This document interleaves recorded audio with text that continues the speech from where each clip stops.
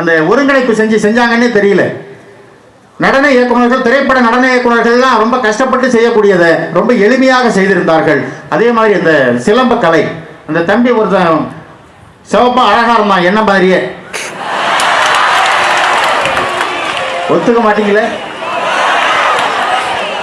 அதுவும் வாத்தியார் அழகா இருக்காருன்னு சொன்னா உங்களுக்கெல்லாம் வைத்தறிச்சல் அதிகமா இருக்கும். அந்த தம்பி வந்து முன்னாடி வீசுறான், என்ன பார்த்து வீசுறான். பக்கத்துல வந்து எங்கடா மேல பட்டுருமோன்னு உசுரை கையில பிடிச்சிட்டு உட்கார்ந்துருந்தேன் இவ்வளவு நேரம். ஆனா அருமையான கலை, சிலம்ப கலை அழிந்து வரக்கூடிய ஒரு கலை. அந்த கலையையும் போற்றக்கூடிய பள்ளி நம்முடைய பள்ளி. கடைசியா செஞ்ச அந்த கோலாட்டம் உண்மையிலே எனக்கு கண்ணு கலங்கிருச்சு. இந்த கோலாட்டத்தில் அந்த கோஆர்டினேஷன் கொஞ்சம் அசந்தாலும் மண்டை உடைஞ்சிடும். அதுலேயும் அந்த சிவப்பா அடிக்கிற தம்பி இனிமேல் கோலாட்டம் எடுத்து ஆள் அடிக்கிற மாதிரியே அடிக்கிறான். சொன்னாங்க, ஆனால் ஐயா சொன்னார், தமிழ் ஐயா, அவர் பிரதருக்கு படிக்கிற பிள்ளைங்க அவங்க. உண்மையிலேயே பார்த்து நான் இதுவரையில் நிறைய மேடைகள் போயிருக்கிறேன், நிறைய பள்ளிகளுக்கு போயிருக்கிறேன், கல்லூரிகளுக்கு போயிருக்கிறேன். நான் பார்த்து வியந்த பள்ளி என்று குறிப்பிட சொன்னால் நம்முடைய புனித வளனார் பள்ளியை தான் என்னுடைய வாழ்நாளில். அருமையான பிள்ளைங்க. இந்த வழிபாட்டு கூட்டம் ஆரம்பிச்சது கொஞ்சம் பேசிட்டு இருந்தாங்க அங்கங்க. அருட்தந்தை வந்து ஒரே ஒரு வார்த்தை தான் சொன்னாரு, அப்படியே சைலண்ட். அந்த பின் டிராப் சைலண்ட்னுவாங்க, குண்டூசி போட்டால் குண்டூசி கேட்கும் போது சத்தம். அந்த அளவிற்கு அருமையான ஒரு சிறப்பான ஒழுக்கமான மாணவர்கள். நல்லா ரசிக்கிறீங்க. நான் சொல்றது ஒவ்வொன்றுக்கும் இந்த மாதிரி ரசிப்புத்தன்மை ரொம்ப முக்கியம். நான் பட்டிமன்ற பேச்சாளரை அறிமுகப்படுத்தினாங்க. நாகப்பட்டினத்தில் ஒரு இடத்துல போய் பேசினேன், பட்டிமன்றம் பேசுறேன். இது மாதிரி யாரும் ரசிக்கவும் இல்லை, சிரிக்கவும் இல்லை.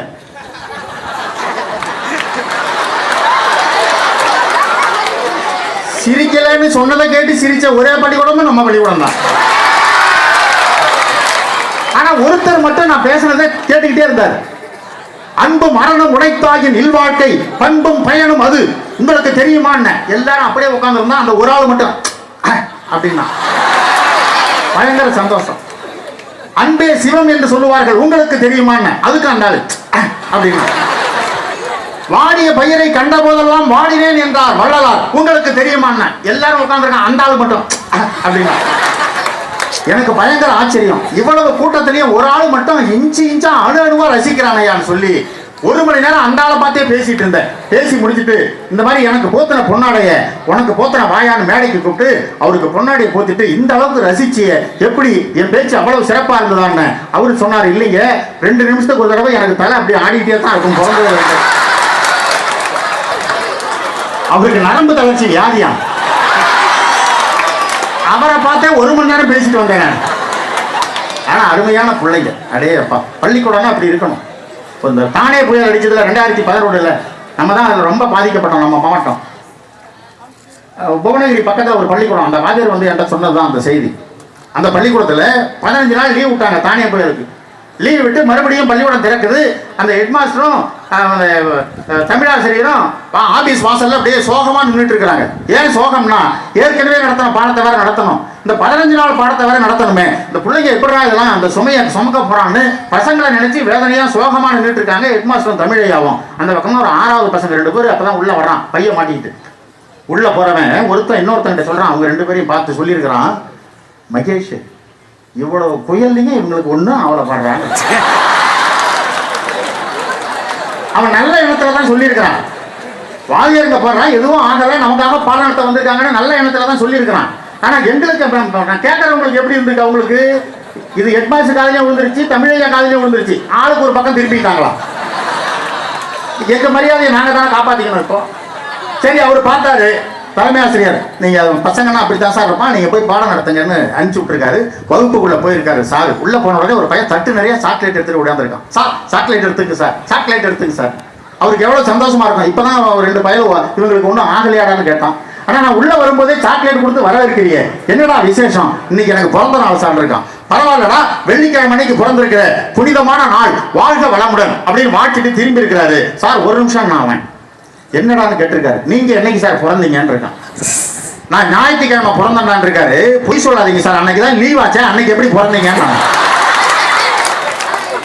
நம்ம பசங்களுக்கு நீங்க என்ன வேணாலும் சொல்லி கொடுங்க, இந்த லீவுங்கிற ஒரு வார்த்தையை கேட்டா தான் அவ்வளவு சந்தோஷமா இருக்கும் பிள்ளைங்களுக்கு. நீங்க வேணா ஒரு பேச்சுக்கு சொல்லி பார்ப்போம். 2025ஆம் ஆண்டு ஜனவரி மாசம் 8ஆம் தேதி வானம் இடிஞ்சு விழ போகுது, பூமி புழக்க போகுது, கடல் தண்ணி எல்லாம் உள்ள வர போகுது, நம்ம எல்லாம் கடல் உள்ள போக போறோம்னு சொல்லி பாருங்க வகுப்புல. அப்போ ஒருத்தர் சார் அன்னைக்கு பள்ளிக்கூடம் லீவு தானே, இவனுங்களுக்கு லீவு விடணும் பசங்களுக்கு. ஆனா அருமையான பிள்ளைங்க. ஆனா உண்மையிலேயே ஒவ்வொரு பெற்றோரும் முதல் ஆசிரியர்னு சொல்லுவாங்க. ஒவ்வொரு பெற்றோரும் முதல் ஆசிரியர், ஒவ்வொரு ஆசிரியரும் இரண்டாவது பெற்றோர்னு சொல்லுவாங்க. இதை பொதுவா சொல்லிட்டு இருப்போம். ஆனா எல்லா பள்ளிக்கூடங்கள்லயும் தலைமை ஆசிரியரையோ முதல்வரையோ சாருன்னு தான் கூப்பிடுவாங்க. ஐயா சொன்ன மாதிரி சாருன்னு இல்ல ஐயான்னு சொல்லுவாங்க. ஆனா இங்கே மட்டும்தான் ஃபாதர் ஃபாதர் என்று தந்தையை மறக்காமல் சொல்லிக் கொடுக்கக்கூடிய ஒரே பள்ளி நம்முடைய கிறிஸ்தவ பள்ளிகள் தான். அப்பான்னு சொல்றது எவ்வளவு மகிழ்ச்சிங்க. அப்பான்னு சொல்ல மாட்டாங்க. அவர் சொன்ன மாதிரி டாடி டாடி அது சொல்லி பாருங்க, அப்பான்னு சொல்லி பாருங்க, அம்மான்னு சொல்லி பாருங்க, அவ்வளவு சந்தோஷமா இருக்கும். ஐயா கூட சொன்னார், தமிழ் அந்த தமிழா நீ பேசுவது தமிழான்னு தமிழ் மறைஞ்சிட்டு இருக்குதுன்றதுல அதுல ஹைலைட்டா சொல்லிட்டே வந்தாரு. ஹைலைட்டா ஒண்ணு சொல்லியிருப்பார் காசி ஆனந்தன். படிச்சியா சொன்னார் இல்லையா, துண்டுக்காரன் கேட்டான் கூட்டம் லேட்டா, தொலையாதா தமிழ் இப்படி கேட்டார் அப்படின்னு சொல்லிட்டு வரும்போது இன்னொன்னு சொல்லியிருப்பாரு, பாட்டன் கையில என்ன வாக்கிங் ஸ்டிக்கா, பாட்டன் கையில என்ன வாக்கிங் ஸ்டிக்கா, பாட்டியின் உதட்டிலே என்ன லிப்ஸ்டிக்கா,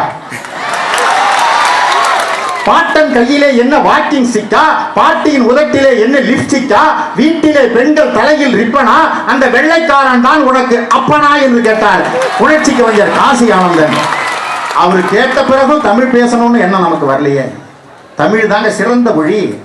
எண்ணரும் தமிழ்நாட்டின் கண் எல்லோரும் கல்வி கற்று பன்னரும் கலைஞானத்தால் பராக்கிரமத்தால் அன்பால் உன்னத இமயம் போலே ஓங்கிடும் கீர்த்தி எய்தி இன்புற்றார் என்று தமிழர் சொல்லி கேட்க கூடாதான். பாரதிதாசன் ஜாக்கிரதையா சொல்லியிருக்கார் பாருங்க. இன்புற்றார் என்று என் தமிழர் சொல்ல இயம்ப கேட்டல் என்னாலும் சொல்லல, இன்புற்றார் என்று மற்றோர் இயம்ப கேட்டிடல் என்னாலும். தமிழ்நாட்டில் இருக்கக்கூடிய எல்லோரும் கல்வி கற்று பல கலைகளிலும் சிறந்து விளங்குகிறார்கள் என்று நான் என் குடும்பத்தை கேட்டா எப்படி இருக்கீங்கன்னா சந்தோஷமா இருக்கிறேன்னு தான் சொல்லுவேன். என் பிள்ளைய நீ எப்படி வளர்க்குறேன்னு என்ன கேட்டா என் பிள்ளைங்க நான் சிறப்பாக வளர்க்குறேன்னு தான் சொல்லுவேன். ஆனா அடுத்தவங்க சொல்லணும்.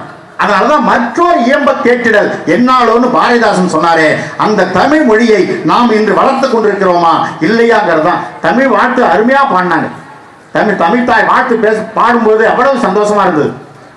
அவங்களே பாடினாங்க நினைக்கிறேன் இல்லைங்க, அவங்களே பாடினது. நிறைய பள்ளிக்கூடங்கள்ல கேசட் போட்டு விட்டுறாங்க, அது பாடிட்டு கிடக்கு. இவன் யாரும் பாட மாட்டாங்கிறான். அது பிரேயர்னா பின்னாடி வாதியர்களை வகுப்பாசிரியர் பின்னாடி நிற்கணும், யாரும் பேசக்கூடாது, ஆடக்கூடாது, அசையக்கூடாதுன்னு. எல்லா பசங்க நிறைய பள்ளிக்கூடங்கள்ல பாடுற மாதிரி ஆக்ஷன் பண்றாங்க. ஒரு வாதியார் இந்த பையன் சும்மா வாயாசைக்கான்னு தெரிஞ்சுக்கிட்டு பாடுறான்னு நீராருன்னு ஆரம்பிச்சிருக்கு. இவன் அப்படியே வாயாசைக்கான பாடுறான் தமிழன் அங்கே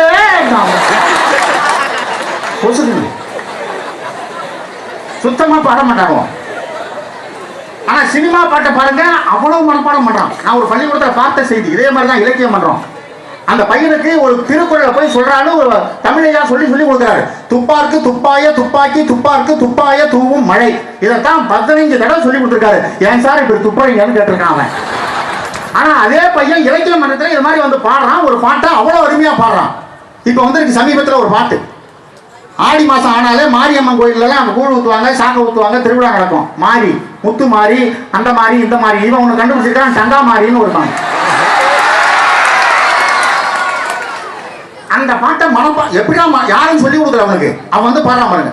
தங்கமாரி ஊதாரி புட்டுக்கிடே நீனாரி ரோட்டேட்டு கோடு போட்டான் கோட்டை போட்டு ரோட்டை போட்டா ரோட்டை போட்டு ஆட்டம் போட்டான் ஆட்டம் போட்டு ஆளை போட்டா ஐக்கு மூட்டை மீனாச்சு மூஞ்ச கைவி நாளாச்சு ஊத்த பல்ல கலக்காம சோத்த திங்கு காமாச்சு இவனுக்கிட்ட மாட்டிக்கிட்டா நின்னுடுங்களா ஓ மூச்சு ஆட போன மங்காத்தா தொத்தி வருது எங்காத்தா ஆட்டம் பிடிச்ச நாஸ்தா கடை துண்டாமத்தா ரெண்டாவோட ஆட்டா சுட்ட ஆப்பவட வாங்கி தின்னு கம்மனு கடை குத்துடால பொருள் நான் எத்துடுவேன் வரல நீ தூக்கா பொருள் ஆக்கிடுவேன் வரல அதார் உதார் தருதல நான் ஆளாயிட்டேன் ஒரு சிட்டா கைய போட்டு தள்ளி பேரை வாங்கிட்டு அப்பன்னு தான் ஆளே இல்லை சோலோவாகிட்டேன் நான் முன்ன போல இப்ப இல்ல ரொம்ப மாறிட்டேன் தங்கா மாறி ஊதாரி புட்டுக்கு நீராரி.